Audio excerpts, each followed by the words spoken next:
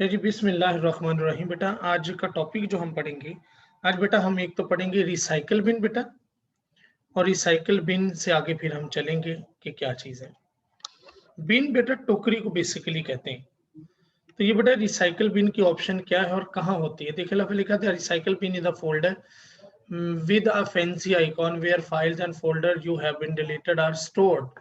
They have not been permanently removed from your hard drive. They were only moved to this special folder. मतलब बेटा ये जो हमारी recycle बिन है ना, ये वाली फिल वक्त इसको ओपन करता हूँ, जो ही मैंने इसको ओपन किया तो इसमें बहुत सारी चीजें आपको नजर आ रही हैं। मतलब बेटा इसका ये होता है कि आप अपने कंप्यूटर में जब भी कोई चीज फिल वक्त, तो यहाँ मैं करने लगा एम्प्टी रिसाइकिल बिन, यानी कि इसमें जो आइटमें पड़ी थी उनको मैंने एम्प्टी खाली कर दिया। मतलब इसका ये देखिए खाली होगी, ये हमारी रिसाइकिल बिन। बेटा इसके मुराद ये कि अब जब आप कंप्यूटर में से कोई भी चीज डिलीट करते हैं तो वो परमानेंट डिलीट नहीं होती, वो इस फोल्डर में पहले चली जाती है।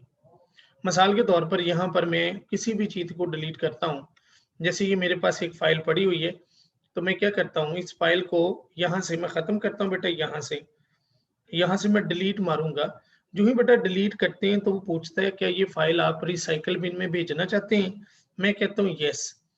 यस से मुराद होगा वो उसमें चले जाएगी, अगर नो करूंगा तो इससे मुराद वो उसमें नहीं जाएगी, वो बेसिकली कंप्यूटर से ही डिलीट हो जाएगी। तो बेहतर है कि आप इसको इसमें लेके आए।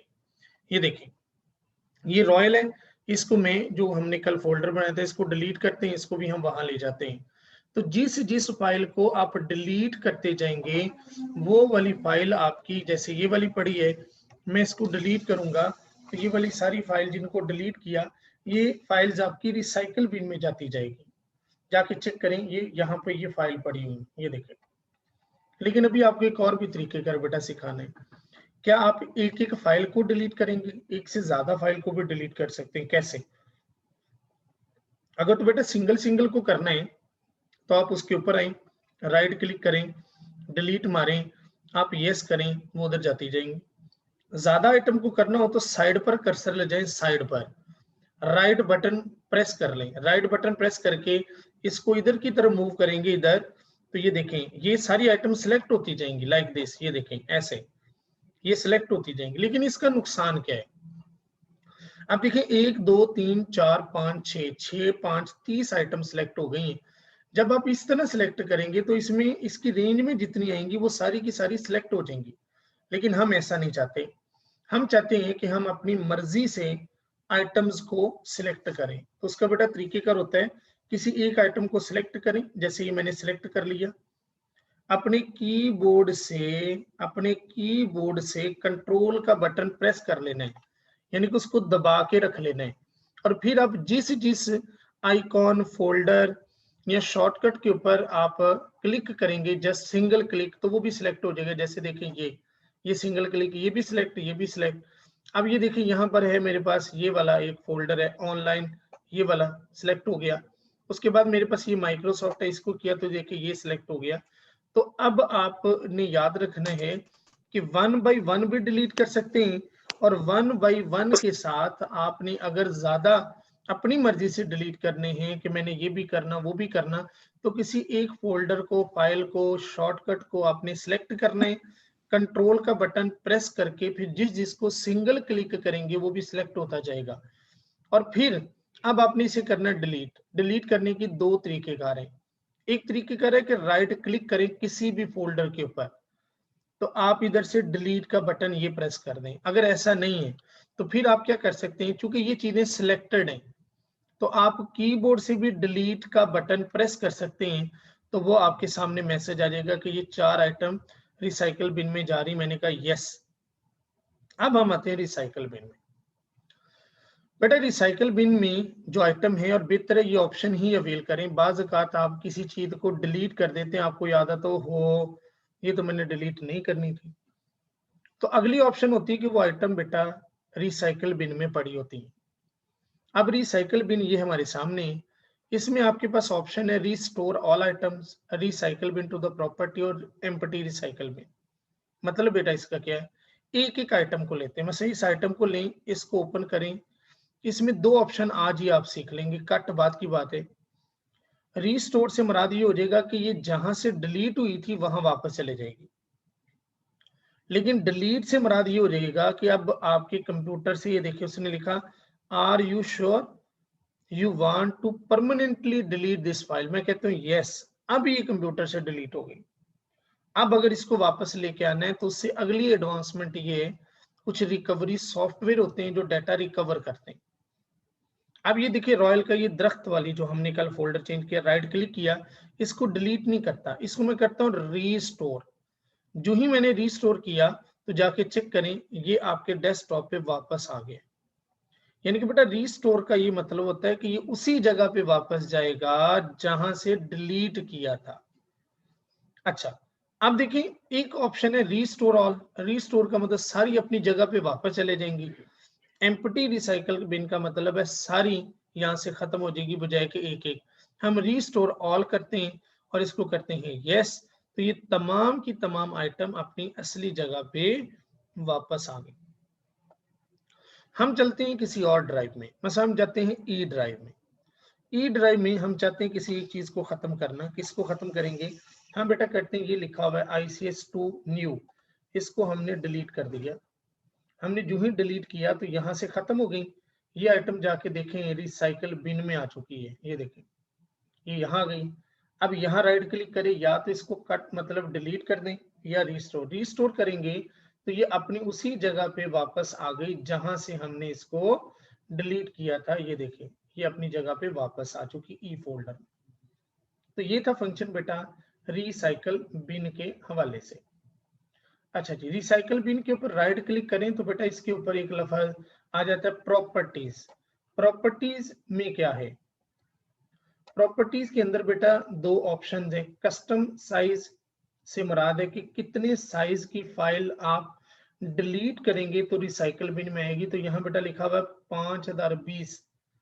मतलब इसका ये कि अगर 5 GB तक की कोई फाइल होगी तो वो बेटा डिलीट होके डायरेक्ट यहाँ आएगी। लेकिन अगर उससे ज्यादा बड़ी होगी तो वो रिसाइकल बिन में नहीं आएगी, वो आपके कंप्यूटर से ही डिलीट हो जाएगी।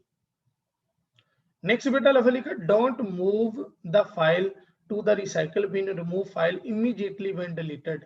इसको अगर हम टिक कर देते हैं और इसको हम अप्लाई करते हैं और ओके करते हैं तो इससे मुराद क्या है? इससे बेटा ये मुराद है कि राइट क्लिक किया, जो ही हम डिलीट करेंगे तो हमारे पास are you sure to want to permanently delete, हम कहते हैं जी यस। यानी कि अब वो हमसे ये नहीं पूछेगा कि इसको रिसाइकल बिन में जाना है या नहीं जाना, बल्कि वो हमसे ये पूछेगा क्या हमने इसको परमानेंटली डिलीट करना है। तो ये ऑप्शन, जैसे ये देखें, अगर हम रिसाइकल बिन की प्रॉपर्टीज में आने के बाद अगर हम इसको ऐसा कर देते हैं कस्टम साइज, ठीक है जी, हम करते अप्लाई, हम करते ओके, देखिए अब वो हमसे क्या पूछेगा। अब वो हमसे ये नहीं पूछेगा परमानेंटली डिलीट, वो हमसे ये पूछ रहा है क्या इसको रिसाइकल बिन में भेजना है। पिछले वाले मैसेज में ये था कि वो परमानेंट डिलीट करेगा, यहाँ है कि वो हम कहें यस। तो देखिए बेटा ये वाली यहाँ से यस होने के बाद ये यहाँ चलेगी, जबकि पिछली आइटम यहाँ नहीं आई। तो ये ऑप्शन भी आपकी रिसाइकल बिन में उसकी प्रॉपर्टीज में होती है। अब बेटा उससे अगला जो काम आज वाला हम करेंगे, पेज नंबर 21 पे बेटा आ जाए। 21 वाला पेज लाइक दिस, ये 21 वाला पेज अब आज की हमारी असाइनमेंट में भी शामिल होगा। ले बेटा ये है टास्क बार।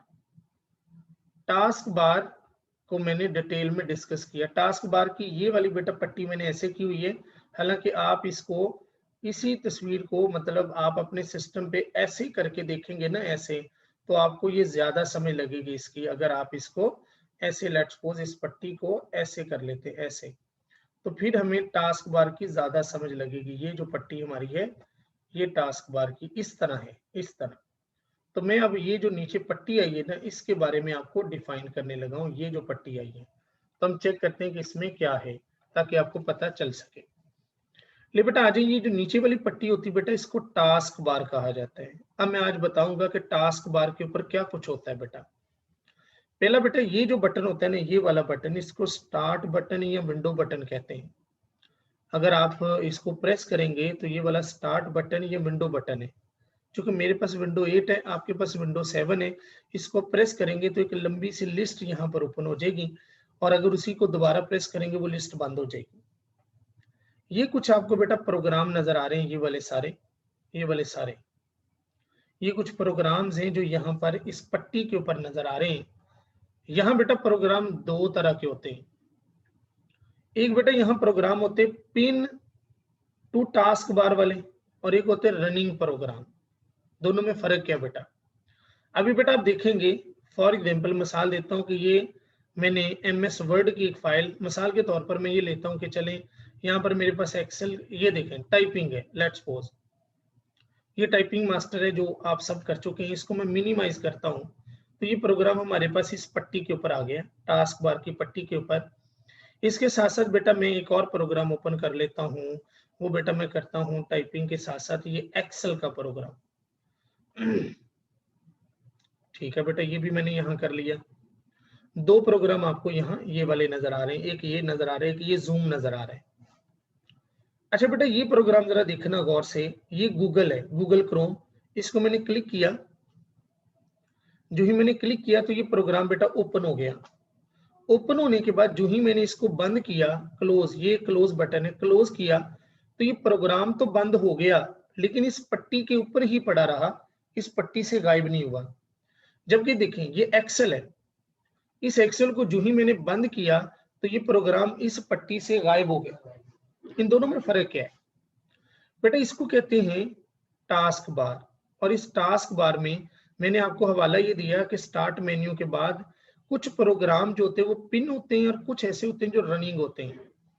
रनिंग किन्हें कहा जाता है और पिन से क्या मुराद है बेटा? पिन से ये मुराद है जो यहीं पे रहेंगे, खा उन्हें हम ओपन कर लें खा हम क्लोज कर लें, वो इधर ही चमकते रहेंगे। और रनिंग प्रोग्राम वो होते हैं कि जिनको हमने यहाँ से जो ही बंद करना है ना तो वो यहाँ से भी गायब हो जाए, इन्हें कहते हैं रनिंग प्रोग्राम। टास्क बार की पट्टी के ऊपर आप कौन से प्रोग्राम रखते हैं जिनको बार बार आपने इस्तेमाल करने हैं या जिनको अपने बार बार किसी और जगह से जाके ओपन करने हैं, आप उनको प्रोग्राम को कहा जाता है पिन टू टास्क बार। अब ये प्रोग्राम यहाँ पर पिन कैसे हुए तरीके कर बताने लगा हूं बेटा। हर वो फोल्डर या हर वो फाइल या हर वो प्रोग्राम जिसके ऊपर ये बटन होगा, जैसे ये देखो ये टाइपिंग है, हम टाइपिंग के ऊपर राइट क्लिक किया तो यहाँ एक लफ्ज आएगा पिन टू टास्क बार। जिस भी प्रोग्राम, जिस भी आइकॉन, जिस भी फोल्डर, जिस भी शॉर्टकट के ऊपर ये वाला आपके पास साइन होगा वो पिन हो सकता है। जैसे देखिए मैंने अभी क्लिक किया तो देखिए ये यहाँ आ गया। अब देखें इसको मैंने ओपन किया। अच्छा बेटा ओपन करने के बाद जो ही देखो मैं इसको बंद करूंगा, अभी देखिए मैं बंद करने जा रहा हूँ, ये बंद हो गया। जो ही हम इसको बंद करेंगे, अभी वो लोडिंग ले रहे हैं, देखिए अभी बंद हो गया तो ये देखिए हमारा टाइपिंग जो प्रोग्राम है वो यहाँ से गायब नहीं हुआ, हिडन नहीं हुआ, वो इधर ही रहा। इसको कहते हैं कि पिन होना। आप देखें मिसाल के तौर पर ये एक्सेल हमने प्रोग्राम ओपन किया, ये यहाँ आ गया, लेकिन अभी देखिए जो ही हमने इसको बंद किया तो ये यहाँ पिन नहीं हुआ। इससे मुराद है कि ये रनिंग प्रोग्राम था, ये पिन हो गया हुआ है। अब पिन को अनपिन कैसे करना है? उसी के ऊपर किसी भी चीज को राइट क्लिक करें, ये अनपिन लिखा हुआ है, ये देखें ये अनपिन हो गया। पिन करने देखिए कोई और प्रोग्राम लेते हैं, जैसे एक फाइल है, इसको राइट क्लिक करूं तो इसके ऊपर पिन टू टास्क बार का बटन नहीं है तो इससे मुराद ये पिन नहीं हो सकता। मिसाल के तौर पर ये कंट्रोल पैनल के ऊपर भी ये पिन नहीं हो सकता। रिसाइकल बिन भी ये पिन हो सकता है, जैसे नेटवर्क ये भी ये पिन नहीं हो सकता। ये दिस पीसी ये भी पिन नहीं हो सकता। ये यूजर अकाउंट ये भी पिन नहीं हो सकता, ये पिन नहीं हो सकता। हाँ जी, तो जिसके ऊपर पिन टू टास्क बार आ जाएगा, जैसे हम कंप्यूटर के अंदर जाते हैं, यहाँ पर सी या ई है, हम इसके ऊपर राइट क्लिक करें तो इसके ऊपर भी पिन टू स्टार्ट नहीं, पिन टू टास्क बार नहीं है तो इससे हमारा ये टास्क बार पे नहीं आएगा। तो टास्क बार पे हमेशा प्रोग्राम्स आते हैं, फाइल्स और फोल्डर्स नहीं आते। ठीक है, तो ये बात बेटा जी याद रखनी सबने। अब बेटा यहाँ तक मैंने समझा दिया, थोड़ा सा आगे चलते बेटा, थोड़ा सा आगे मैं आपको नोट्सों के मुताबिक भी बताता। चलो ये हमने पढ़ लिया, रनिंग प्रोग्राम का बता दिया, आगे बेटा चलते हैं। आगे बेटा आपके पास होती है एक सिस्टम ट्रे। क्या होती है? System tray. इस हिस्से को सिस्टम ट्रे कहते हैं। इस हिस्से को सिस्टम ट्रे में क्या क्या शामिल होता है जरा याद रखिएगा। सिस्टम ट्रे में मैं अब आपको समझाता हूँ। ये बेटा सिस्टम ट्रे से मुराद है यहाँ छोटे छोटे आइकॉन है जिनका मकसद है। मसलन सबसे पहले आपको ये साइन नजर आ रहा है, ये बता रहा है कि यहाँ पर इंटरनेट एक्टिव है, मतलब उसके सिग्नल आ रहे हैं। बैटरी का साइन है जिसके साथ एक स्विच भी लगा हुआ है। अभी देखना मैं चार्जर उतारने लगा हूँ, ये देखिए चार्जर बेटा मैंने उतार दिया।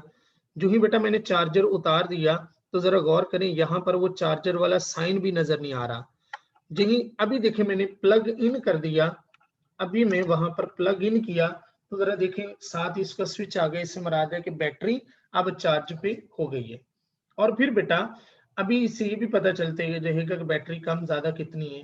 ये बेटा साथ क्या है, ये सिस्टम ट्रे का हिस्सा है, यहाँ नोटिफिकेशन आते रहते हैं। ये जो झंडा सा बना हुआ है और उसके गिर्द ये रेड सा साइन है, इससे मुराद है कि ये बेटा आपके पास नोटिफिकेशन है। ये बेटा क्या है, ये स्पीकर है।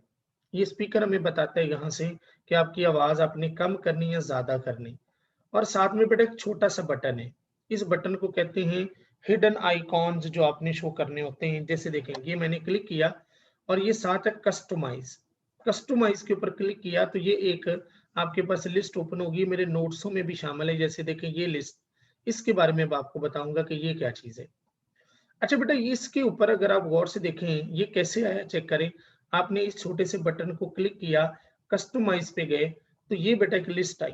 इस लिस्ट में जरा गौर करें, ये आपको कुछ आइकॉन्स नजर आ रहे हैं। जैसे ये देखें एक स्पीकर, ये देखें ये भी यहाँ पर स्पीकर।